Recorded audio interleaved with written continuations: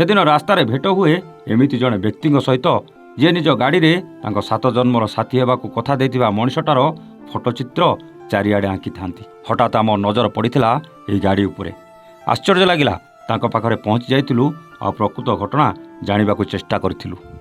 ଆଉ ତାଙ୍କ ପାଟିରୁ ଯାହା ଶୁଣିଥିଲୁ ତାହା ଆମ ହୃଦୟକୁ ଛୁଇଁ ଯାଇଥିଲା। ନିଜ ମନର ମଣିଷକୁ ଯେଉଁଥିପାଇଁ ହରାଇ ଯନ୍ତ୍ରଣା ପାଉଥିଲେ ସେ ଦୁଃଖ କଷ୍ଟ ଆଉ ଯନ୍ତ୍ରଣାକୁ ଆଉ ଯେମିତି କେହି ନ ପାଆନ୍ତୁ ସେଥିପାଇଁ ସେ ଏକ ପ୍ରୟାସ ଆରମ୍ଭ କରିଥିଲେ। ସେଦିନ ଥିଲା ତାଙ୍କ ପାଇଁ ଦୁଃଖର ଦିନ। ଯେଉଁଦିନ ନିଜଠୁ ଅଧିକ ଭଲ ପାଉଥିବା ତାଙ୍କ ପତ୍ନୀ କ୍ୟାନ୍ସର ରୋଗରେ ପୀଡ଼ିତ ହେବା କଥା ଜାଣିଥିଲେ। ନିଜ ମନର ମଣିଷକୁ ବଞ୍ଚାଇବାକୁ ଅନେକ ପ୍ରୟାସ କରି ଶେଷରେ ହାରି ଯାଇଥିଲେ। ସେ ଭୟଙ୍କର କ୍ୟାନ୍ସର ରୋଗ ତାଙ୍କଠୁ ତାଙ୍କର ଅତି ପ୍ରିୟ ମଣିଷକୁ ଛଡ଼ାଇ ନେଇଯାଇଥିଲା। ସେଦିନ ସେ ଶପଥ ନେଇଥିଲେ ଏହି ରୋଗ ପାଇଁ ସମସ୍ତଙ୍କୁ ସଚେତନ କରିବେ। ସେ ଜାଣିଥିଲେ କ୍ୟାନ୍ସର ଭଳି ରୋଗର ନିରାକରଣ ତ ନାହିଁ, କିନ୍ତୁ ସଚେତନତା ମାଧ୍ୟମରେ କିଛିଟା କମ୍ କରି ହୋଇପାରେ।